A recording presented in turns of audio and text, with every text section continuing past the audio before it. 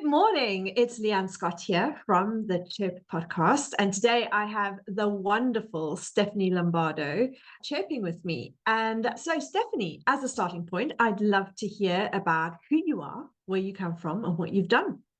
Okay, thanks so much for having me today. My name is Stephanie Lombardo, and I'm originally from Toronto, Canada. I was born and raised there. My early life, I grew up riding horses, came from a pretty modest family. And about my early 20s, I was looking to just do something different. So I headed down south and I live in Aiken, South Carolina now. And I'm focused primarily in real estate. So that's what I do, all things real estate.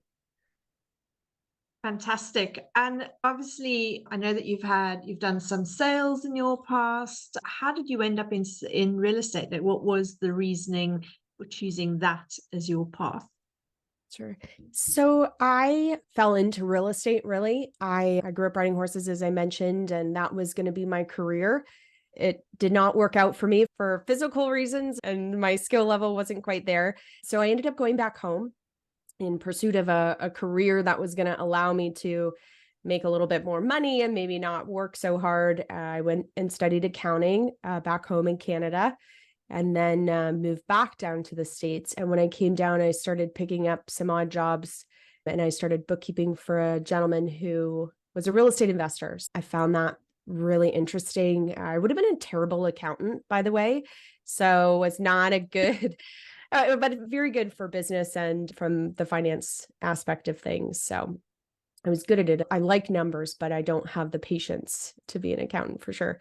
So anyway, and I started doing books for this guy and caught on very quickly. Real estate is really interesting because it can be so different. Like I get bored a little, not a little, I get bored a lot. I get bored a lot. So it makes it interesting for me because you can pick up a different aspect on any day or any moment. So that's how I got into it and just built from there. And so in terms of real estate, are you an agent? Do you just invest, or give me a little bit more detail around your investment, your real estate journey? Yeah. I started as an investor. Again, I was working for this gentleman for a small company, and he was an investor focused on fix and flip properties. So we would buy distressed properties all over the country, packages of foreclosures, and renovate them and sell them on the retail market. So I did that. Eventually, I started to flip properties as an investor locally where I live in my town, and did that for many years. A little bit later, a friend of mine who I knew, she was a top producing agent in our market, still is a top producing agent in our market. And she told me to get my fucking real estate license. Hopefully you can bleep that. And she told me to get my real estate license. And I didn't want to because I didn't want to be like driving people around in my car and like just showing them houses. Like that wasn't really what I saw myself doing. It didn't really suit my personality. But I did want more control over my investment properties that I was selling. I didn't want to give up that commission. So I ended up getting my real estate license. So I am a licensed investor. And I was told prior to getting my real estate license frequently that it was not a good idea. Like it added too much exposure, or there was some additional risk with being licensed. Really, the only risk is that you could have your license revoked. And if you're doing something maybe unethical or failing to disclose, you can get yourself into a bit of trouble, but I don't worry about that. But yeah, so I'm licensed. I started selling real estate more actively, and 2019, 2020. So the real estate market was very good.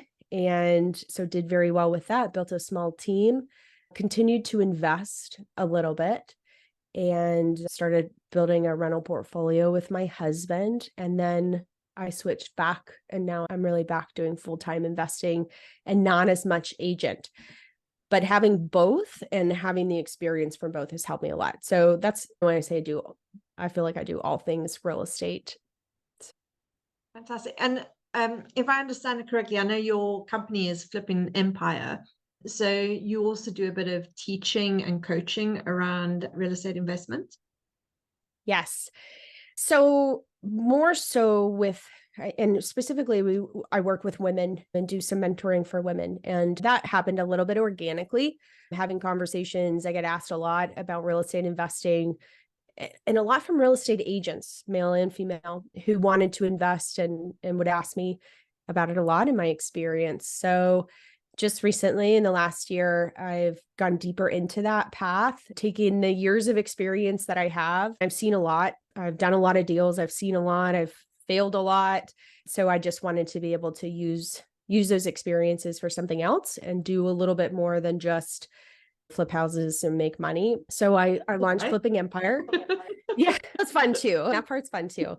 But I just wanted something with a little bit more purpose. And I saw a need, especially with women, to be able to see their path in real estate and how they could get started. I started with no money. I didn't know anything. And so I wanted to be able to be a resource to other women. So Flippin Empire was born, and it's been really fun so far. Okay. And in terms of, if we think about businesses in general, but I think especially for women around investing, do you think that money mindset plays a big role in whether someone's able to be successful at it or never quite get off the ground? Yeah, for sure. I think, and maybe I'm generalizing a little bit here, but I do think women struggle a little bit more. Part of the reason for being in real estate to me is a path for anybody to gain financial freedom and some independence. So that to me as a woman is really important. But there's a lot of trash talk that goes on in my head and in the heads of other women that we really need to overcome. And one thing I always say is you have to have courage first before you can have that confidence, and you just have to believe that it's going to work out for you. And whether that's in business or real estate or specifically with money and following, there's a lot of self-made millionaires who have done that through real estate. So believing, okay, if that person can do it, I can do it too. And I'd like to share my own story in order to hopefully help other women do the same.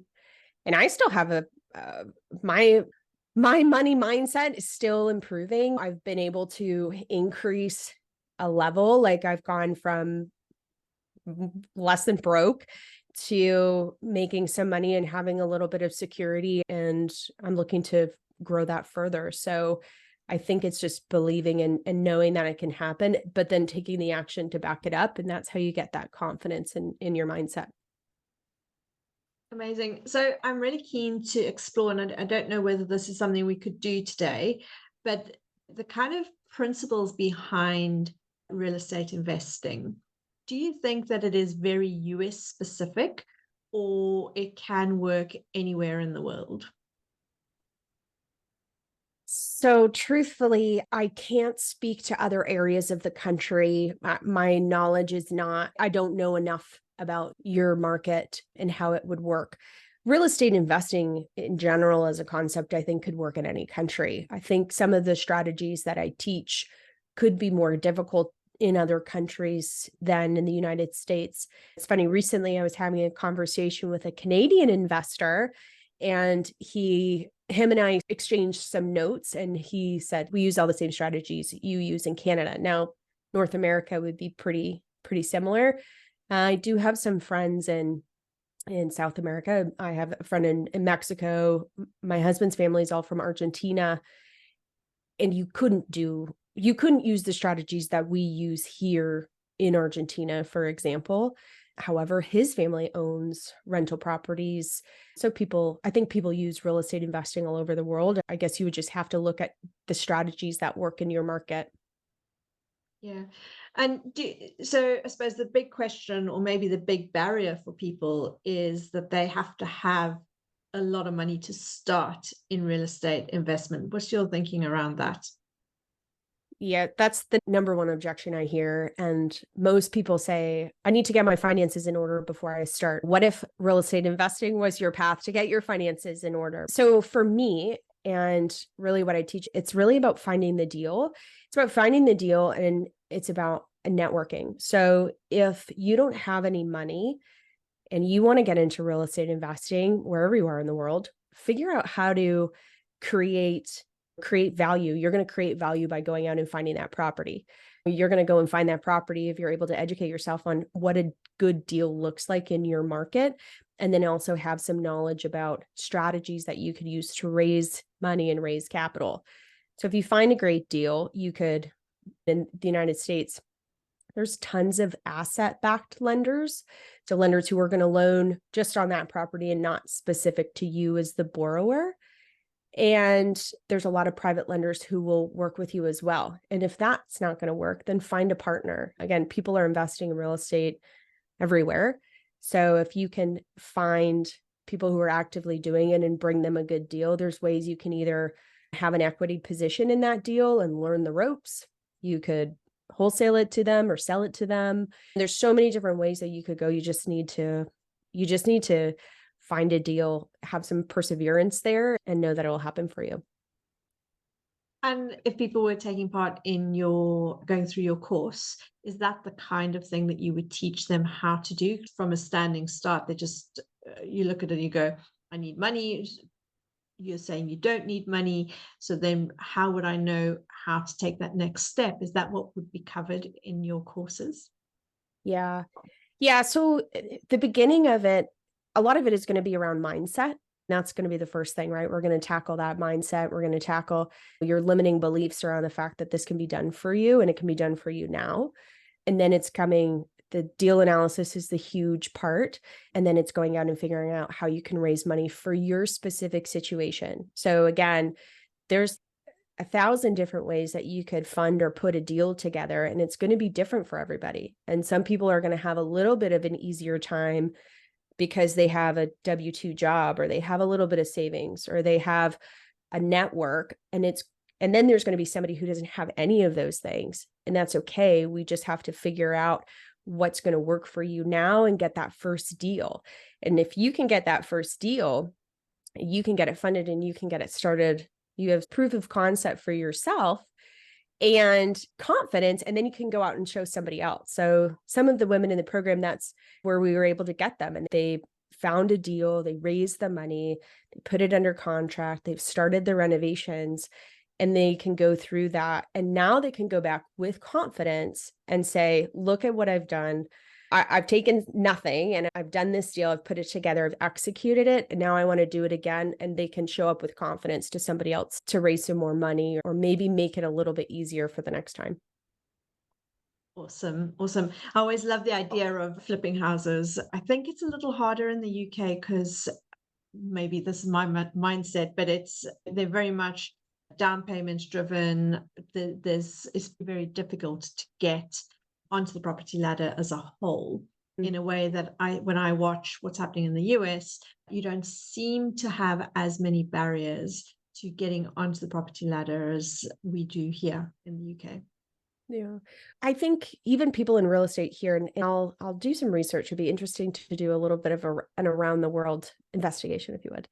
But here, if you're buying a home on the traditional path, but in the US, we have some different options for a typical home buyer where it's like we have some 0% down, we have 3.5%, 5, 10, 20%. Typically, if you're going with a traditional lender, you are putting 20% down, which is a lot of money for most people to put 20% down on a house. But when you're going the investing route, you don't always have to put that much down. But again, it's coming up with some creative ways to finance it. So we're not talking about traditional type lending. We're looking for lenders and ways that you can finance the deal with people who are supporting that real estate investor. So we acknowledge that traditional avenues are available to you, but I don't really teach on them because they're just not practical when you're first starting. So it could be similar there. But I'll do some research and see what kind of I love that. Opportunities are available for you. So there we go. You'll turn me into an investor yet. That's right. That's right. So in terms of what does a typical day look like in the day of Stephanie as the real estate investor, mum to your little one is what, 18 months? Is that right? Yeah. She'll be 2 in January. Oh, So, perfect age. You're coming to the fun part. Yeah. Yeah. It's a lot of fun. So tell me a bit more about your typical day in the life of an investor. Okay. It's not like going on HGTV. It's not that exciting, but my life and my day is very different now that I have my daughter, but I get up very early. I get up at about 4 in the morning every day. Sometimes I sleep in on the weekends till 5:30, but I'm an early riser. I like it. I started getting up a little bit earlier since having my daughter. I like the quiet before everybody gets up. So I do that. I spend a little bit of time journaling. I have my coffee or a few cups of coffee with my dogs. And then I go out for a run usually and get a run in the morning. My daughter gets up, get her ready. She goes to a daycare. We take her off and then I get to work. I work from home most of the day. I don't run around to projects as much as I used to. I currently have about six properties that are currently under construction, all local within 45-minute drive. So I have contractors on them. I've had people on my team who will go and check them. My husband works with me now, so he has been very helpful in that regard. And so it's a lot of putting out fires and stuff on the phone, planning, looking for the next deal. And then with Flippin Empire, I've been working a lot on that side of the business. And then I have lunch with my daughter. We pick her up, we have lunch, get a little bit more work done. And then I try to check out by 3 or 4 in the afternoon to spend time with her. So I guess I do work part-time, though my brain's 24/7 working. So now with her, I have to be super intentional. I used to be able to, I'd knock out 12 hours at the office and it wouldn't be a big deal because my husband would be at work. I was doing what I like working anyway, so it's not a big deal. But now I want to hang out with her and I feel guilty if I'm working too much and I'm just not with her. So I try to be I think efficient if I can. that's amazing. I know it's very cliche to say that this time goes so fast. My Definitely. daughter's 15 and I really got to the point where, and I was also, like you, I loved working and maybe I wasn't as intentional about setting time aside. And she said to me yesterday or the day before, she says, do I have to book an appointment or are you taking walk-ins? Mhm. Like, That's "Oh, dear." funny. I'm Yeah. like, what do you mean? She said, no, I feel like I need to book some time with you. So I was laughing. She said, I'm not trying to be funny. Oh, did you Serious. get her in your calendar? So yes, I've got her in my calendar. I took her ice skating. That's My father-in-law thinks I'm absolutely nuts taking her ice skating twice a week because it's quite a long drive for us. But I really enjoy the time because we can just chat and it does feel like intentional time. that's And I good. feel like I'm making up for the times that I spent working when she was very little. So Yeah. I love that you are making that a priority Yeah. because it does go so fast. Yeah, everybody says that, and I'm seeing that. She hasn't been here. She hasn't been here that long, but it is going by very fast. But I think you just have to be really disciplined and intentional in order to do those things. I get up early, I sacrifice a little bit of sleep or some luxury there so I can do what I want to do and then be able to show up for her. And it doesn't always work that way. Sometimes I am working a little bit later or I miss my lunch with her, but I am trying to build my life and my business around that. And that's part of the reason why I stepped back from selling real estate is because real estate requires specifically as a real estate agent, requires such a high sense of urgency. And that transaction is the most important thing happening in your client's life at that moment or one of. And so they want to have a response really quickly. And like the day I was induced, I was like negotiating a deal and it was fine. And that's how I am. But I was like texting and negotiating a contract while I'm like about to have my baby. And I was like, we really need to wrap this up quickly because I gotta go. But anyway, and that's why I stepped back because I didn't want to always have my phone going off and I didn't always want to be distracted or thinking about that. So with real estate and investing specifically, I'm so much more in control of my time. And so I did that on purpose. There's things that are easier and harder about both, but I I'm not on the job site all the time. My contractors typically aren't calling me. If the house is on fire, it's going to be burned down by the time I get there. It's fine. So that's part of why I went back to investing, and also why I want to empower women to be able to do the same thing, right? And how can we be more intentional? How can we work a little bit less so that we can build the lives that we want for our daughters, for our kids, for our families? And again, I wholeheartedly believe that real estate's the path to do that. Not that real estate, being an agent is a bad job either. There's a lot of flexibility with it, but it's constant. It's Yeah. constant. Yeah, I think it's a bit like I'm obviously marketing and in social media, and I've had to switch those notifications off my phone because I feel like I have to be on all the time in Yeah. case a new client wants to chat to me, or an existing client has picked up a mistake that we need to fix immediately. So I've had to manage that side as well. Yeah. I understand. You mentioned that you and your husband work together now. How are you finding that? It's good. The most difficult part is that our time together. Now, we worked together. We were built and building a rental portfolio of long-term rental properties. But now it's like whenever we're spending time together, it's talking about the business. So that can be a little bit challenging. There's been a few times where it's okay, no more real estate tonight, nothing. However, it's a little bit easier when he was working. He was a tennis pro and a director of a club in town. So he's been an athlete his whole life. And he would be at work and then he'd come home from work and have no real estate and then want to talk about real estate. And I've done real estate all day. And I'm like, I don't want to talk about it anymore. So he sees that and his phone's blowing up now. So he gets it. But he's a hard worker and he has a high sense of urgency and he gets things done right away, probably too much for me sometimes. But and I have a high sense of urgency too, but he just will go and attack a problem. So that's been really good. But in our relationship, it's been good. And it's been nice to support each other and really solidified that family bond for us that we're like 100% on the same path together now. Yeah. Yeah. And I suppose working towards that common goal. So my husband and I work together as well. And I would say that the majority of it is good. He's really good at helping me implement all the crazy ideas that I have. That's me. That's like me too. That's like us.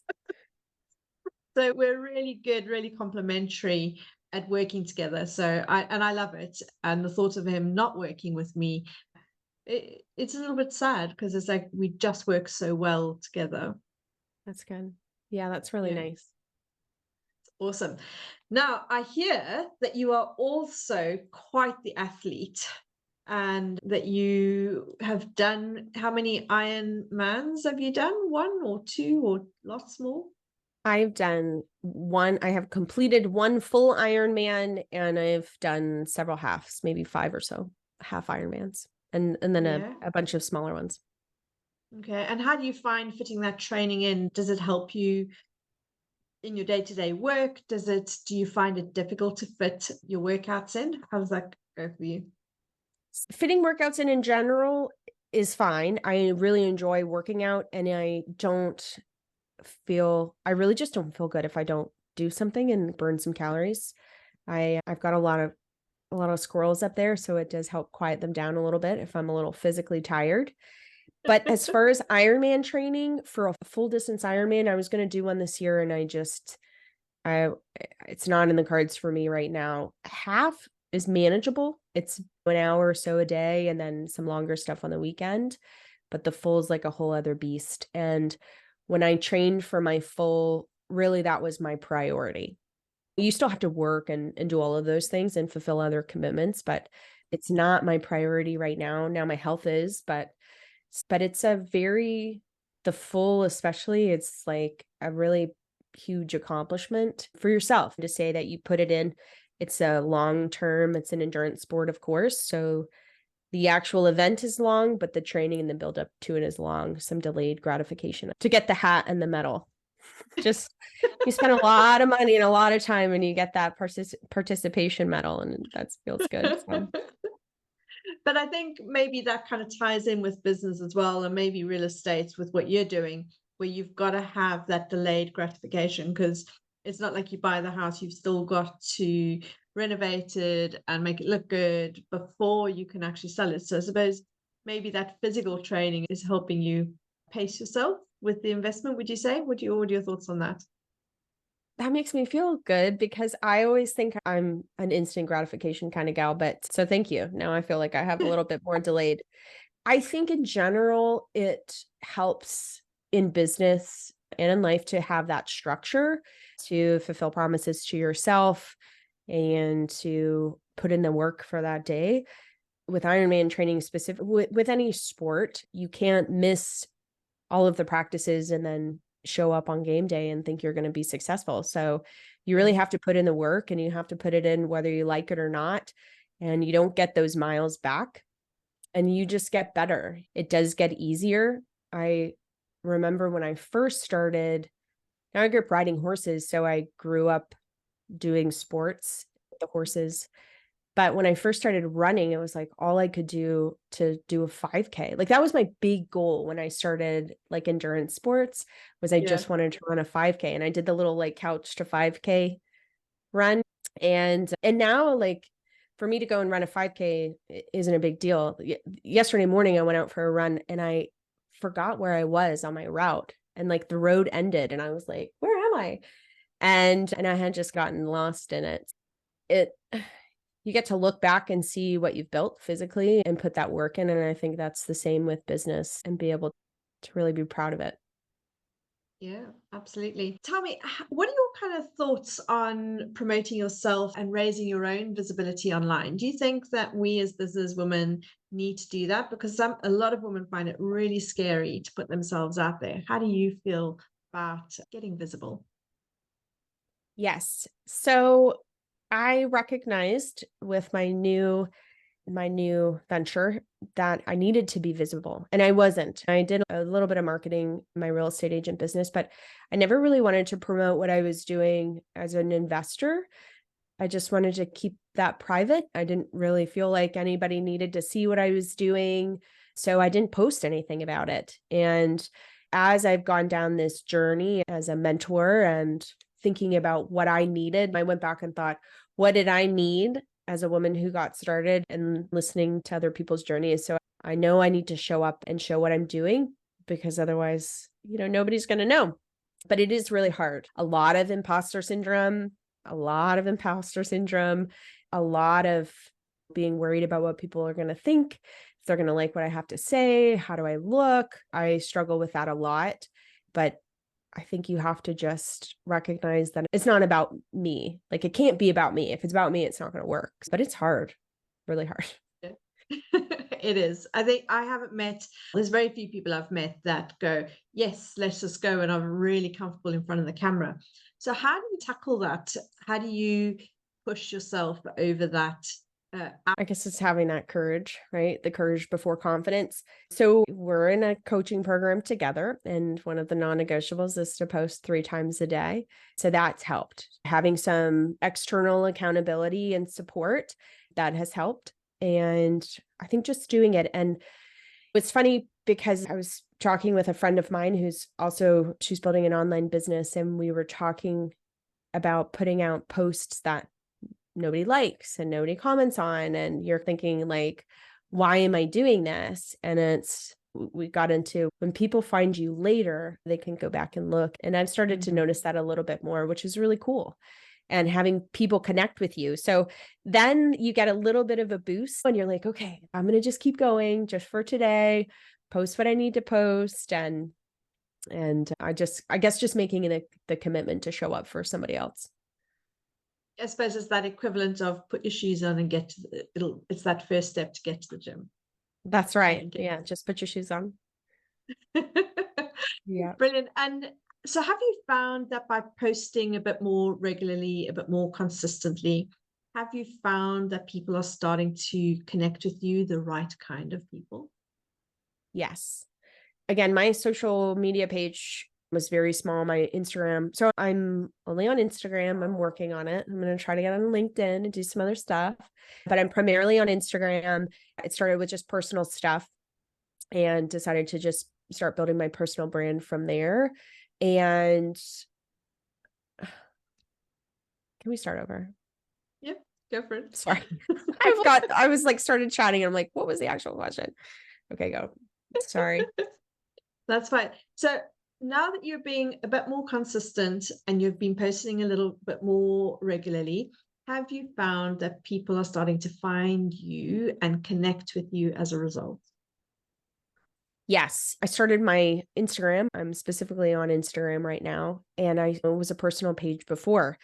So when I got really intentional about what I wanted to talk about and who I wanted to talk to, and just reminding myself of that, more of those people are showing up. And so I've gained some more followers and people I've been able to interact with who are interested in my topic in real estate investing, and then more women specifically. So I've had conversations privately in the DMs and that with women who are relating to my content and asking questions. And then I've had a significant amount of unfollows, which is fine. I heard somebody say your social media isn't for your friends and family. And same thing, I don't necessarily need to post my family vacation on the beach to share with my friends. If I want to share that, I'll send you a text privately. But so that's been okay, finding the right people, having people who aren't interested unfollow. Yeah. But I think remembering who you're talking to is most important. Okay. Amazing. Amazing. So, as we come to the end of our discussion, let's have a think. If somebody wants to get started in real estate investment, what do you think they should do? What should those first 3 steps be? I think it's making a decision that you're going to do it and that you can do it. So it's working on your head. I think learning as much as you can from different people is very important. And not to say you should go and hire a bunch of different mentors or do that, but listen to some podcasts. That's what I did. I just consumed a ton of information, figure out what speaks to you, figure out why you want to do it, and then go and find somebody who's done what you want to do and do what they tell you. So that'd be my suggestion. I think that you left one out, which is that they could join your course That's because you right. have done it, and they could ask you, because you've laid it out so beautifully for them to just follow step by step. Thank you. Thank you. Yes, absolutely. If what I have done and what I'm doing aligns with you, then I'd be happy to work with you and happy to help you get there. And it is possible. I think that's the biggest thing. Then it will work for you if you want it. There's definitely a path. Brilliant. So thank you, Stephanie. I have loved chatting to you today and chirping with you. Tell me, where can we find you on social media, and where can someone find more information about your course? Sure. So Instagram is the best place to find me. It's where I'm the most present. And so it's my name. It's Stephanie F. Lombardo. It's where you can find me on Instagram. You could go to www.flippinempire.com. Those are going to be the best ways to catch me. Absolutely. And I look forward to hearing more about your worldwide investigation on real estate. And let's see if we can get some more flipping happening on the side of the pond. Cool. That's Leanne Scott from Chirp. Thank you. Thanks so much.